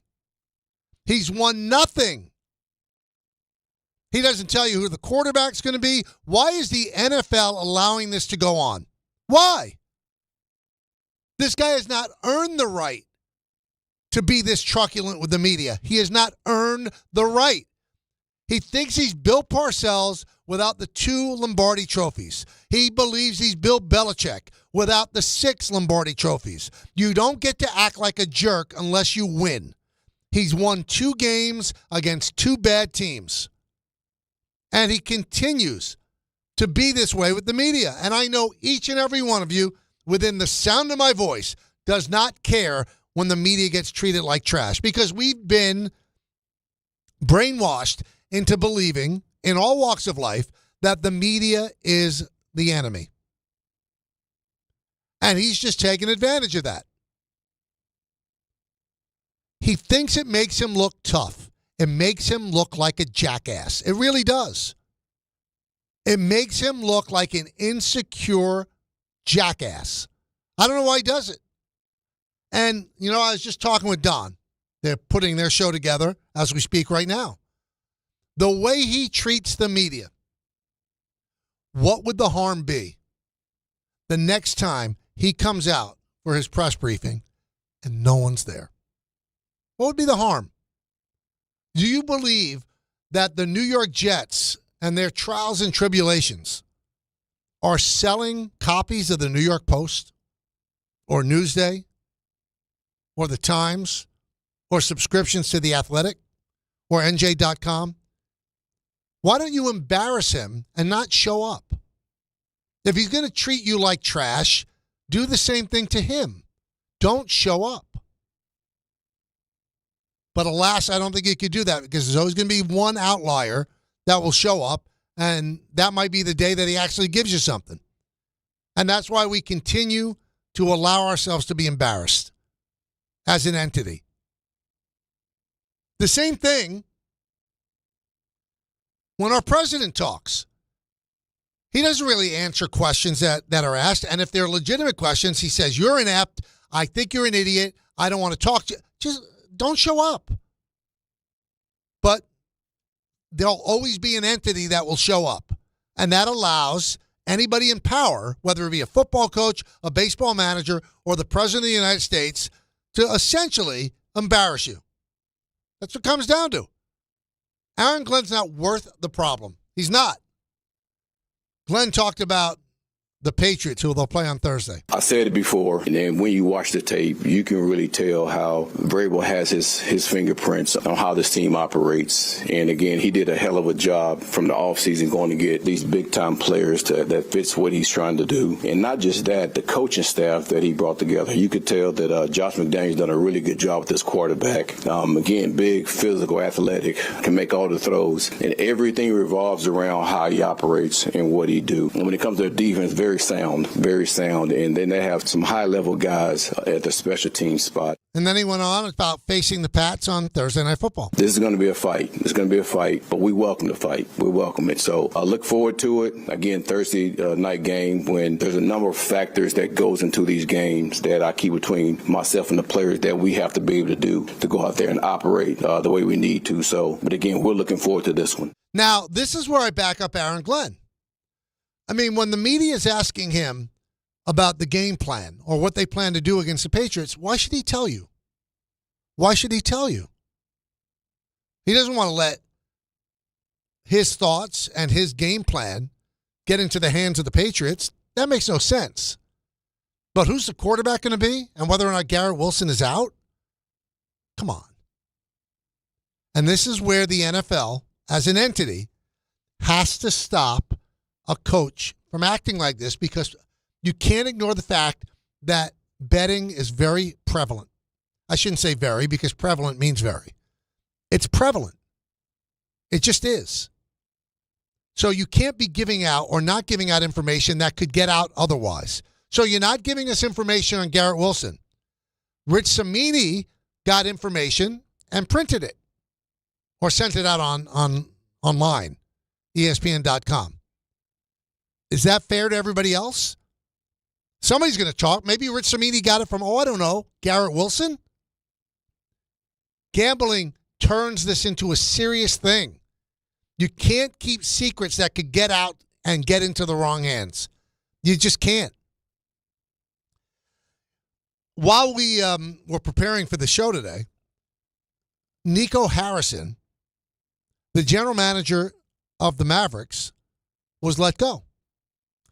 And shame on the Adelson family for buying the Mavericks from Mark Cuban and allowing Nico Harrison to make one of the most brain-dead trades in the history of the NBA. Trading Luka Doncic, who's playing out of his mind now with LeBron James not playing because of an injury, sciatica. Trading Luka Doncic, a 25-year-old megastar, not a superstar, bigger than that, for Anthony Davis. So I saw a couple of NBA people online the other day saying that if the Mavericks offered Anthony Davis and Cooper Flagg to Rob Pelinka, that Pelinka would say no to sending Luka Doncic back for those two guys. So finally the Adelson family found religion and said, this guy doesn't know what he's doing. He traded Luka Doncic, and you let him do it. And now he's fired. And Luka Doncic is a Laker and might win the MVP this year. Smart. Now, first-time owner, although they got billions, you would think they're smart, but they got billions. Mark Cuban could have told you, don't trade Luka Doncic. They traded Luka Doncic under his nose because by selling, I think, 80% of the team, he lost all of his power. Still sitting behind the bench, but he thought that he was going to have some say in personnel moves. Maybe with the firing of Nico Harrison, he will actually get more of that power back. But what a terrible decision. We said it at the time. How do you trade Luka Doncic for Anthony Davis? And the only reason that they got Cooper Flagg was because the ping pong ball bounced their way. That wasn't any great strategic move by Nico Harrison. I wonder if Nico Harrison's ever going to get another GM job. Talk about fouling things up. Talk about fouling things up. He was so afraid of actually walking through the stands at American Airlines Arena that he had a set of stairs set up by his seat so he never had to walk through the crowd. That's how despised he was in Dallas. Bad organizations make bad decisions when it comes to the people that have to make the personnel decisions. Let's go to Dennis in Center Reach. Dennis. Hey, Michael. How are you? I'm good. How are you doing? I'm good, thank you. Always a pleasure to talk with you. Michael, I apologize if you've talked about this before. I didn't listen from the beginning, but the reason I think Joe Schoen is still with the Giants is because John Mara is the worst owner in football, and I'm going to tell you why. 10 years ago or so, Ben McAdoo, right? He made the decision he was going to bench Eli Manning. The season was over. They had no chance, and he said, I want to evaluate for the future. And funny enough, it was Geno Smith, right? A guy who turned out to be a really good quarterback. And after 1 week, they said, we embarrassed Eli Manning. And that's the one thing you can't do as owners in the NFL or any sports. You can't get emotional, right? They got too attached to Eli. They fired McAdoo when he wanted to move on. And they said, we're going to give Eli another year. We're going to not draft the quarterback. We're going to draft Saquon Barkley. And we're just going to waste more years. They lost some more. And then eventually they did exactly what McAdoo wanted to do. They benched Eli Manning, right, after a couple of games when Daniel Jones was drafted. And then, again, Joe Schoen, he wanted to trade Saquon Barkley. No, you can't do that. I need him. We need to sell tickets. We need to do that. And guess what? He became a free agent. Joe Schoen said, I have no use for you right now. We want to go in a different direction. And he signed somewhere else. Now I think John Mara feels he owes Joe Schoen because he didn't let him trade Saquon Barkley. So it's just this constant – it's going to keep happening, Michael. No good coach is going to come to the New York Giants because they are in a mess. They're worse than the Jets. I think John Mara is too involved, too emotional. Until he's gone, I don't think the Giants are getting a great coach. Well, Dennis, I will heartily disagree with you. Number one, I take John Mara 1,000 times over Woody Johnson. 1,000 times. Every day I'd say, give me John Mara over Woody Johnson. John Mara knows football. John Mara is a good man. I think one of the things that has led to this Giant spiral is their allegiance to Eli Manning, which teams do. Teams sometimes hang on to star players that are loved by the fan base a little bit longer than they should. John Mara is a man who has a heart. And they actually kept reloading so Eli could get one more kick at the can. Didn't work out. That wasn't the tack to take. I'm not going to jump John Mara about it. And I disagree with you. Let's say there's a great coach that's out there right now, the best coach in the world, and the Giants offered him a market value contract in a second. In a second. Jackson Dart, to be the coach of Jackson Dart, I could not disagree with you more. That is a very coveted job. Very coveted. Now, you have to be able to work with the GM, but if you offered, again, Mike McCarthy that job, take it in a second. The best coordinator that's out there, the most well-respected one, the one they think is going to be a future great coach, in a second. When you're saying that not any coach will do it, Tom Coughlin did it. Dan Reeves did it. And Wellington's just like John, or was just like John. Bill Parcells did it. Ray Perkins did it. You're always going to find a coach, A, to take one of the 32 jobs available, and B, take the job as the head coach of one of the illustrious franchises that started in 1925, the New York Giants. I would take John Mara every day and Sunday over Woody Johnson. Every day and Sunday. Every day. I think that Woody Johnson's mistakes and missteps are much more egregious than those of John Mara and the Tisch family. Much more. When we come back, we might have a little announcer feud going on. Yeah, I'm a little concerned. Two people that I like kind of sniping at each other. It's not healthy for anybody. We'll talk about it when we get back. Lead you right up to Don, Hahn, and Rosenberg next on ESPN New York. Tuesday on Don, Hahn, and Rosenberg. Who's the ideal head coach for the Giants? Kafka has an opportunity here to show that he's a head coach. Jesse Minter, defensive coordinator for the Chargers, is someone that I would watch really closely. Antonio Pierce is someone I would expect to be involved in this mix here. We need to find the best leader for the team. And can the Knicks remain perfect at the Garden? Don, Hahn, and Rosenberg today at 3 on ESPN New York and streaming live on YouTube. At the 5-yard line, handoff Brees Hall, finds a crease, runs left, he's into the end zone for a Jet touchdown. Jets fans, clear the runway and be at MetLife Stadium for Week 13 as your New York Jets take on the Atlanta Falcons. Sunday, November 30th at 1 p.m., presented by New Jersey Lottery. Join us as we celebrate First Responders Day. Don't miss your chance to be at the game. Lock in your seats now at nyjets.com/tickets. Once again, that's nyjets.com/tickets. At Uline, they know going the extra mile takes hard work. For companies pushing to go further, Uline will go the distance with you. 24/7, they answer the phone to get you the shipping and industrial supplies you need. Business can move fast. Unexpected large orders, adverse weather, new safety guidelines, and changing economic trends. Uline works hard keeping 41,000 items ready to ship, minimizing detours on your way to the extra mile. Visit uline.com. Ox Spine at New York Presbyterian is always in pursuit of a better way to heal the spine. We're getting more people moving again with minimally invasive, non-surgical, and surgical treatments with innovative solutions for every back and spine condition and your unique needs. Expert spine care is available now across New York City and Westchester. Find a doctor at nyp.org/oxspine. Stay amazing. New York Presbyterian. Dave Rothenberg here to tell you about my friends at Bathfitter. Now, they converted my kids' bathtub to a shower and did an incredible, really an unbelievable job. They offer all types of custom bath renovations, including their unique PermaFit solution for a watertight fit done in just one day. Durable and easy to clean with no demo or mess and lower cost than a standard replacement. And a lifetime guarantee. Right now, no money down, no payments, no interest until 2027. So start designing your bath today like we did at bathfitter.com. There's only one Bathfitter. 1-877 Cars for Kids. KARS Cars for Kids.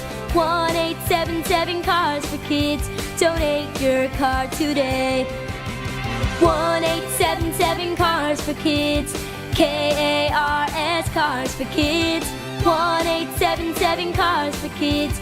Donate your car today. Ready to get rid of that old car? Donate it to Cars for Kids. Call 1-877-CARS-FOR-KIDS to reach a friendly live agent. Donation is super easy, and your car can be picked up as soon as tomorrow. Call us now, 877-CARS-FOR-KIDS. That's Cars with a K to donate your car today. 1-877 Cars for Kids. KARS Cars for Kids.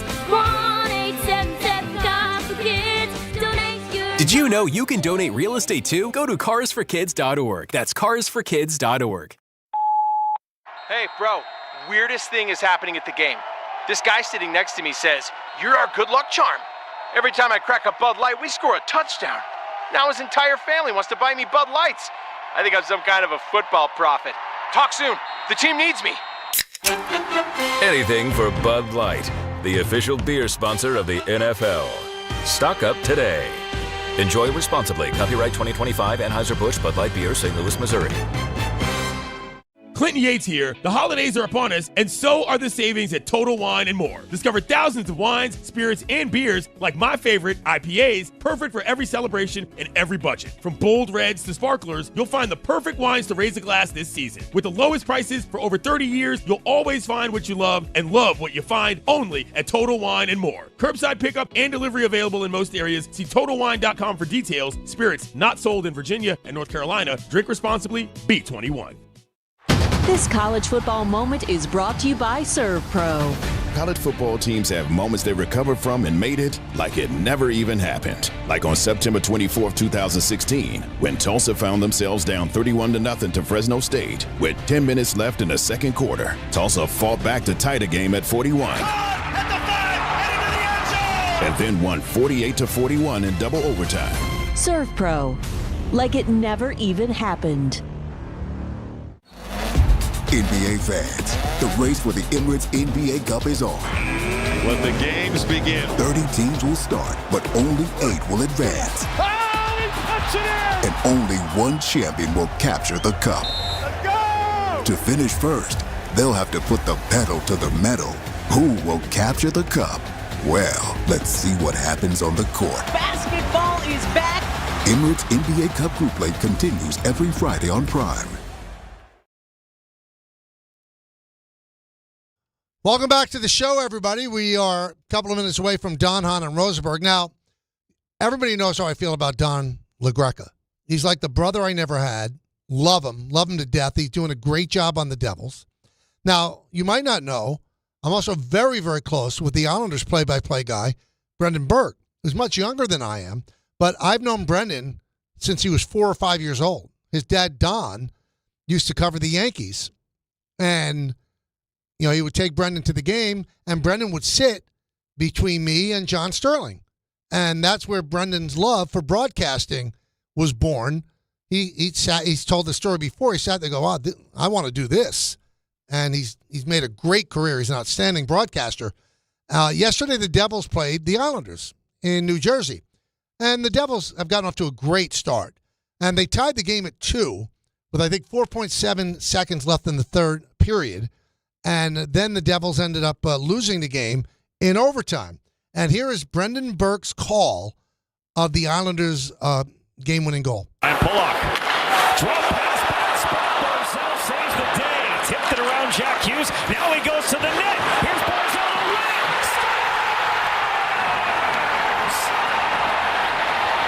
Put the pitchforks away. This one belongs to the Islanders. 3-2 in overtime. Wow. He took his pitchfork line and threw it right back at him. Right back at him. So I think there might be a little heat between the two play-by-play guys on TV for the Islanders and the Devils. I don't know. You know, I'm not the type of guy that stirs it up. But he used his pitchfork line, which Don has quickly made a catchphrase. And the Devils never lose at home. So that was a rare loss for them at home. Don's line is put a pitchfork in this one. He put a pitchfork right where Don going to feel it the most. Right where Don feels it the most. That's stunning. Because Brendan Burke, about as nice a guy as you could be. And a tremendous broadcaster. But obviously, there's some true, ugly disdain for Don from Brendan. I would think everybody loves Don. But maybe, you know, he's the rookie in the play-by-play television fraternity, and Brendan looks down his nose at him. And he wanted to say, here's your pitchfork, right where the sun doesn't shine. You know, these details will unfold more in the days to come. I'll be all over it. Again, I don't like to stir it up, but to me, that's a little stunning. A little stunning. I don't know. Did you follow what's happening in the baseball charges against Luis Ortiz and Emmanuel Clase? Yeah, I read so much about it in The Athletic yesterday. It's mind-numbing. So Clase, his people, would bet that he would throw a pitch under 95.45 miles per hour. Now, Clase throws 100 miles an hour. So what he would do is he would just throw a slider, which was 91, and then his friends, and I say that in quotes, allegedly could cast a bet. He also would start off in a bat. They would bet ball or strike. He would throw a ball, which is what they would bet. And at one point, you know, the best laid plans of mice and men, he had his people bet that he was going to throw a ball. And the Guardians were facing the Dodgers. This is a great story. And the first pitch, they bet that it was going to be a ball of the inning that he pitched. And he threw a ball in the dirt, a slider in the dirt. Guess what? Andy Pages swung and missed at it. Swung and missed at a ball in the dirt. And then his friends, again in quotes, allegedly, sent him a meme of a guy being hung by toilet paper. And Clase sent back a crying emoji. I mean, you're going to get in bed with these sorts of people. Something could go wrong. Maybe the radar gun goes awry. and it's clocked at 96 when it really was 93. But again, you deserve it. You deserve everything that's come your way. If this stuff is true and they're guilty, I think the biggest thing they're guilty of is being morons. I said this yesterday, and I give credit for the two major sports books online that have the apps. I think it's FanDuel and DraftKings, where they took away these prop bets, which are easily fixable, because there are some people that say, well, what's the harm? They didn't throw the game. If you're going to be stupid enough to actually take bets on the first pitch is going to be a ball, they can make some extra money. But do you realize that Emmanuel Clase was going to be paid this coming year, $6.5 million? And he threw away his career if found guilty for what amounted to, I don't know, 40 grand? 6.5 million to 40 grand. Now, Ortiz was making close to minimum, which was $760. And he would have been renewed this year because he was going to be part of the Guardians rotation. He'd be renewed at over 800. Threw it away for about 20 because he got in late. Seemed like Clase got him into it and hooked him up with the wrong people. And there's text, send the money to the people in the Dominican, send the money and say it was to buy a horse. Morons. Simpletons. Again, if they're guilty. I'll take it back if they're not. But let's see if they're guilty or not. My guess is they'll never throw another pitch in the big leagues. They threw away one of the great careers that you could possibly have for pocket change, for the kind of money that's actually in ashtrays. Give baseball credit to work with the DraftKings and FanDuel. There are no more of these silly prop bets. That's going to cost the betting site some money because that's how you make money. And you can't put them as part of parlays. Unbelievable. There's going to be more to come, and it's going to be in college sports. You watch. Mark my words. Please don't say I didn't tell you. Coming up, Don, Hahn, and Rosenberg. We'll see if Don is, in fact, in a war with Brendan Burke. Also, they're going to talk about a very interesting tweet sent out by Ian O'Connor, and we read it earlier. Do not bet on the fact that Joe Schoen is going to stay. They'll explain further. In the words of Billy Joel, the great Billy Joel, life is a series of hellos and goodbyes. I'm afraid it's time for a goodbye again. See everybody. Talk to you tomorrow at 1. Score a win this game day with Amazon Pickup, the MVP of package pickup. Need that new football jersey for the big matchup? With Amazon Pickup, you can collect your order from secure Amazon lockers or counters near you on your schedule.